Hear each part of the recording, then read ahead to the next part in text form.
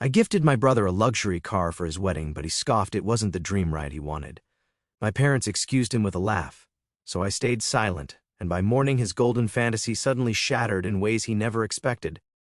I'm Adam, 32, and I work as a project manager in construction. It's a solid job.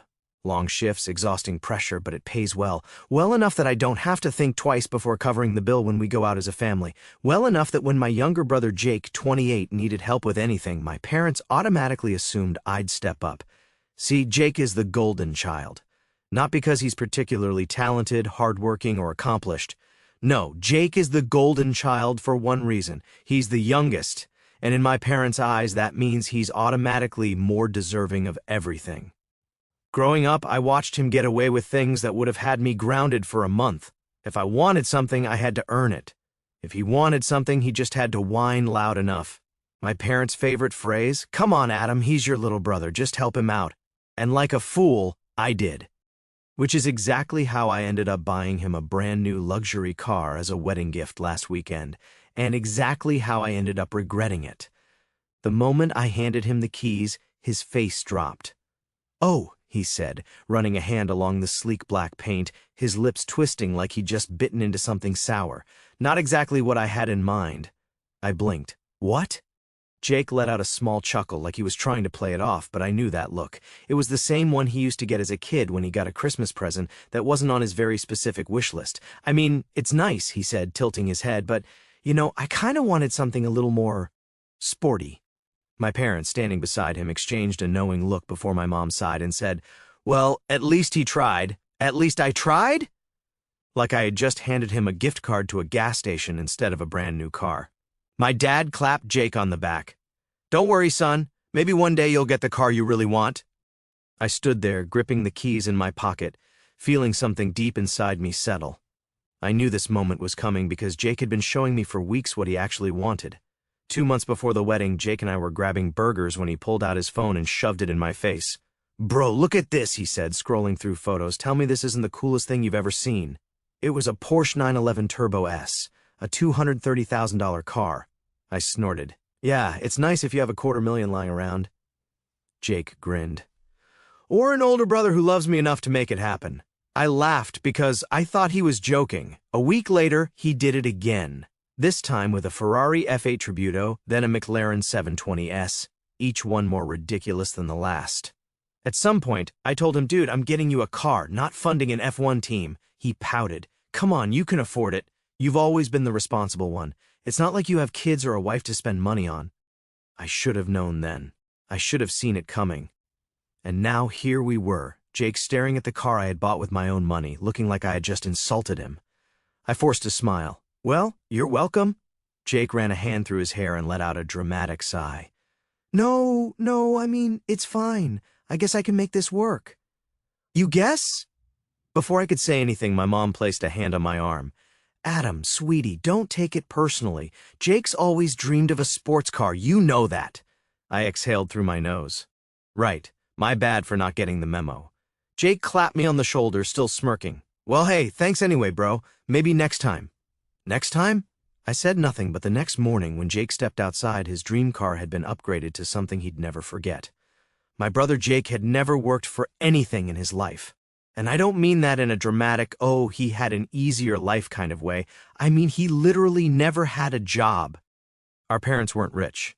Far from it. We grew up in a tiny rented house where bills were always paid just in time and dinner was on sale at the grocery store that week. My dad worked 2 jobs, plumbing during the day, janitorial shifts at night, while my mom did bookkeeping for a local office. They worked tirelessly just to keep us afloat. I saw that struggle and promised myself that I'd never live paycheck to paycheck like they did, so I studied my ass off, worked part-time in high school, took out student loans, and clawed my way into a solid career. By my mid-20s, I was making 6 figures as a construction project manager, a job that didn't come easy but paid well enough that I could live comfortably. Jake, on the other hand, decided early that he wasn't built for hard work. Why should I work when I can just have nice things? At first, my parents made excuses for him. "He's still figuring things out. He just needs time. Not everyone wants to work themselves to death like you, Adam." But time passed, and Jake never figured things out. By 28, he still didn't have a real job. Instead, Jake had a different strategy for getting money. He'd take out payday loans and max out credit cards to buy the latest gadgets, designer clothes, or concert tickets. He'd complain to my parents about how unfair life was, and they'd scrape together whatever they could to bail him out. When that failed, he came to me. I was stupid enough to help him for years. When he needed rent money, I covered it. When he wanted a new gaming setup, I loaned him the money, which, of course, he never repaid. When his car broke down, I paid for repairs. Meanwhile, he refused to take any job that wasn't a management position. "I'm not going to waste my time flipping burgers," he'd say, like he was above that. "I have standards." What he meant was he didn't want to start at the bottom. He thought he deserved to walk into a company and immediately be the boss. And guess what? That never happened. One time, he called me, panicking, because he was late on his car payment. "Jake, dude, they're going to repossess my car. I just need $500 to cover it this month." "I already helped you with rent," I said. "What happened to your money?" Jake scoffed. "Bro, come on, I had to upgrade my phone. My old one was like 2 years old. 2 years old. The dude was facing repossession, but couldn't live without the latest iPhone. And yet, when I tried to push him to get a job, he said, 'Ugh, Adam, I'm not going to work some garbage job just to make ends meet. I have a reputation.'" A reputation? I should have cut him off then. I should have told him no a long time ago, but every time I tried, my parents would guilt me. "You know Jake isn't like you, Adam. He's sensitive. He just needs support until he finds his way. You make more than enough. What's a few hundred?" So I kept helping, and Jake kept taking. By the time his wedding rolled around, I had already poured thousands into keeping his life from falling apart. So I thought, one last gift, one last thing to get him on the right track. A brand new luxury car, something practical but expensive enough to be a proper wedding present. A way to say, "This is it, I'm done supporting you after this." Instead, he scoffed at it, and that's when everything became clear. Jake wasn't just ungrateful, he expected me to keep supporting him forever. And that's why the next morning, when he stepped outside, his dream car had been upgraded to something he'd never forget. I didn't sleep that night, not because I was mad, oh no, because I was excited. The moment Jake and my parents dismissed the luxury car I had gifted him, something clicked in my head. Years of entitlement, guilt-tripping, and manipulation finally reached their boiling point. It was time to teach Jake a lesson. I made a few calls that night. Money talks, and thankfully, I knew the right people who could get things done fast. By 8 a.m., a flatbed truck was parked in my driveway, unloading something special in front of Jake's house. By 8:30 a.m., I had a massive custom-made cloth cover draped over the car, completely hiding it. By 9 a.m., a small crowd of neighbors had already gathered, whispering, taking photos, and waiting to see what was under the cloth. And by 9:15 a.m., Jake finally strolled outside, still stretching and rubbing his eyes, completely unaware of what was about to happen. Jake blinked at the crowd of neighbors gathered outside his house, all eyes on him. He glanced at the covered car, confusion flashing across his face. I stepped forward, smiling like I was the best brother in the world. "Morning, bro. Thought I'd make things right."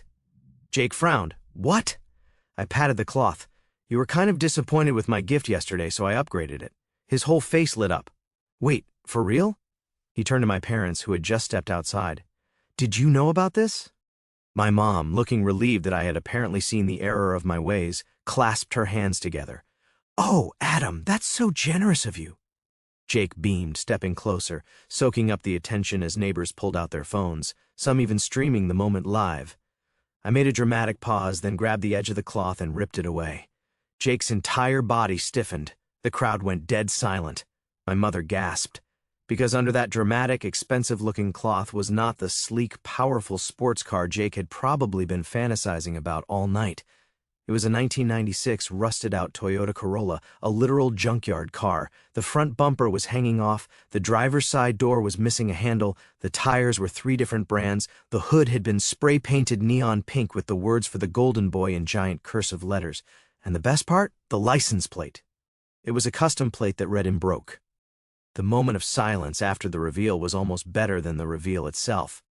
Then, someone in the crowd, probably one of Jake's fool friends, burst out laughing, and just like that, the dam broke.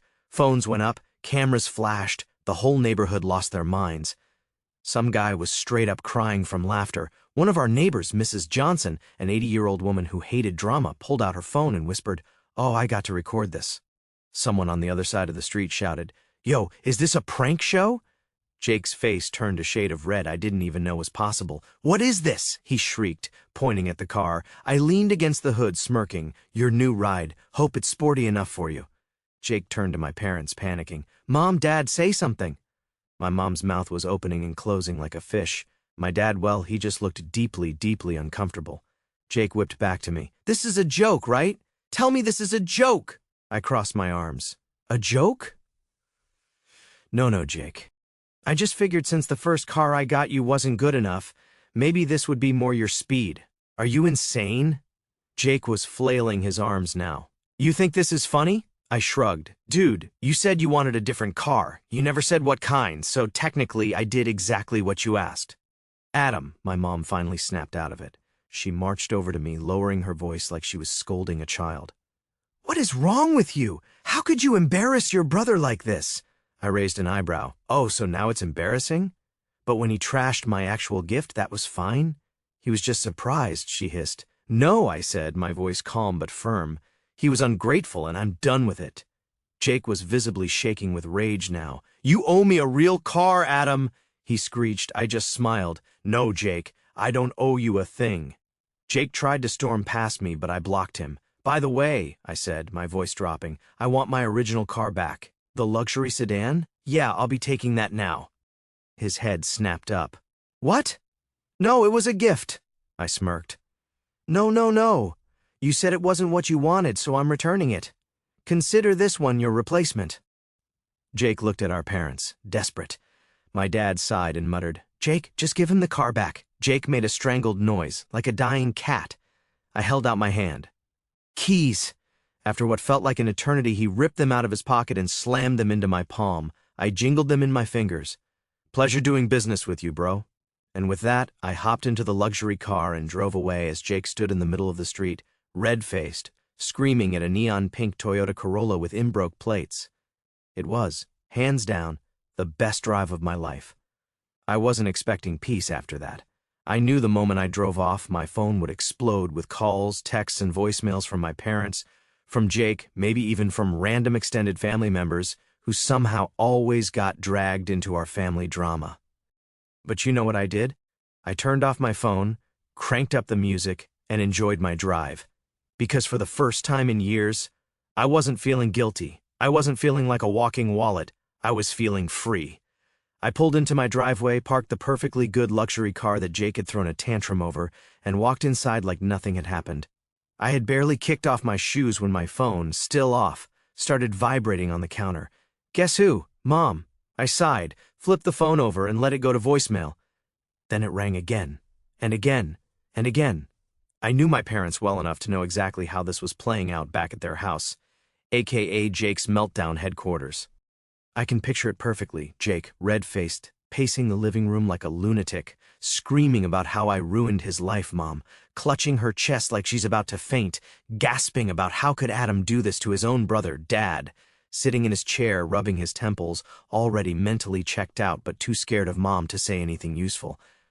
And somewhere outside, a group of neighbors still standing around Jake's new dream car, taking pictures, posting it on Facebook, and turning him into the local legend of embarrassment. I knew every second they weren't getting a response from me was fueling the fire, and I didn't care. I let them stew in it for a full 3 hours before I finally turned my phone back on. And surprise, surprise, 27 missed calls, 15 voicemails, over 50 texts. Most of them were from Jake and my mom, but my favorite? A simple text from my dad, "You need to call your mother immediately." No. Around 7 p.m. I finally caved, not because I felt bad, but because I was curious how far they'd take this. So I called Mom. She answered before the first ring even finished. "Adam!" she shrieked. "How could you do this to your brother?" I took a deep breath. "Do what exactly?" "You humiliated him!" she wailed. "No," I said. "Jake humiliated himself." She paused, probably trying to keep herself from passing out. "You need to fix this. You need to get him another car." I laughed, like genuinely laughed. "Are you serious, Mom?" "Of course I'm serious," she snapped.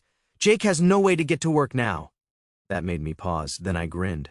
"Work?" I asked slowly. "What work?" Silence. A long, painful silence. Then finally she muttered, "Well, you know, when he finds something." I lost it. "Oh, so we're back to future jobs now? Got it." So what you're really saying is he still doesn't have a job, and I should just hand him another car because... Why exactly? Because he's your brother.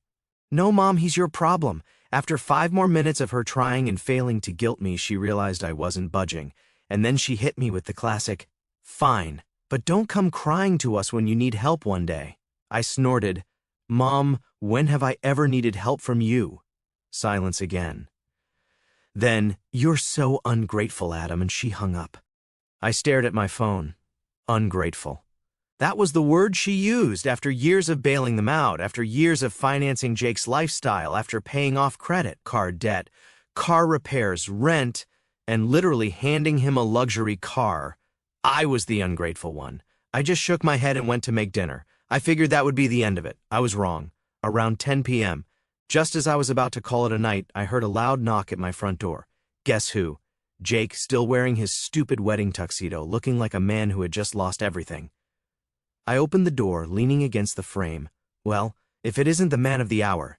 Jake didn't even wait. He stormed inside, jabbing a finger at my chest. "You think this is funny?" he barked.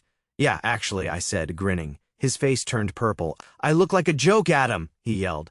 "People are posting videos of me. Even Grandma saw it." I shrugged. "Maybe next time you'll say thank you when someone gives you a car." Jake lost it. "You owe me." I cut him off. "Stop right there." I took a step closer, staring him dead in the eyes. "I don't owe you anything, anymore, ever. No more money, no more loans, no more handouts. You are on your own now, Jake." For the first time, he actually looked scared. But Mom and Dad, they can't help you," I said. "Oh, wait." I leaned in. "They're broke." His mouth opened and closed, but nothing came out. I stepped back and gestured to the door. "Unless you came here to thank me for years of free money and opportunities, you can leave." Jake just stood there, fists clenched, breathing hard. Then, finally, he turned around, stormed out, and slammed the door behind him. I locked it, smiled to myself, and went to bed. Best sleep of my life. I woke up the next morning feeling lighter than I had in years. No more bailing out the golden boy. No more being the family ATM. No more guilt-tripping manipulations or entitled demands. I was finally free. Or so I thought. Because by noon, my parents showed up at my house. I opened the door to see Mom and Dad standing there, arms crossed, looking exhausted. Mom went first. "We need to talk." I leaned against the doorframe. "We really don't." Dad sighed. "Son, let's just be reasonable. Jake is a grown-ass man who can figure out his own problems," I cut in. Dad pressed his lips into a thin line. Mom, however, had zero shame. "Adam, you humiliated your brother. You need to fix this." I laughed. "Mom, I didn't humiliate him. I gave him a free car, and he acted like a spoiled brat." "That thing was not a car," she snapped. "Oh, so now you're judging gifts," I said. "Funny, you didn't say that when Jake was trashing my actual present." Mom took a deep breath, her voice softening.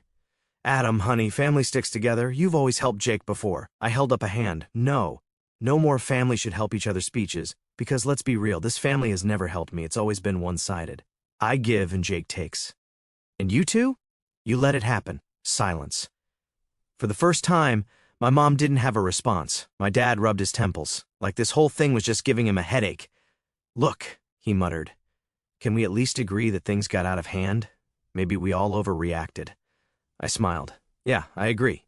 You guys absolutely overreacted when you let Jake act like a prince his whole life and expected me to foot the bill." My dad groaned. Mom clenched her jaw, then went for her final weapon. "Fine," she said coldly, "but don't expect us to come running when you need us one day." I stared at her for a long moment, then laughed. "Mom, when have I ever needed you?" "That shut her up." Dad exhaled loudly and grabbed her arm. "Let's go," he muttered. They left without another word. For the first time ever, I didn't feel like I had lost something. I felt like I had finally won. I expected radio silence from Jake after that. Instead, over the next few weeks, I started hearing whispers through extended family and mutual friends. Apparently, his life was falling apart. He tried selling the Corolla, but no one wanted a neon pink junker with Imbroke on the plates. He couldn't get a job. Turns out no one hires guys who think manager is an entry-level position. My parents couldn't afford to help him anymore because, shocker, they had their own bills to pay. For the first time ever, Jake had to fend for himself, and he sucked at it. He called me once about a month later, not to apologize, not to admit he was wrong, but to ask for a small loan to help him get back on his feet. I didn't even hesitate. I just laughed and hung up. I wish I could tell you Jake changed after that he learned responsibility, that he got a job, that he finally grew the hell up. But no. Last I heard, he was still jumping from one get-rich-quick scheme to another, still living off our parents' scraps, still blaming me for why his life sucked. And you know what? That's not my problem anymore. For the first time in my life, my money is mine. My time is mine. My future is mine. And Jake still has that Corolla.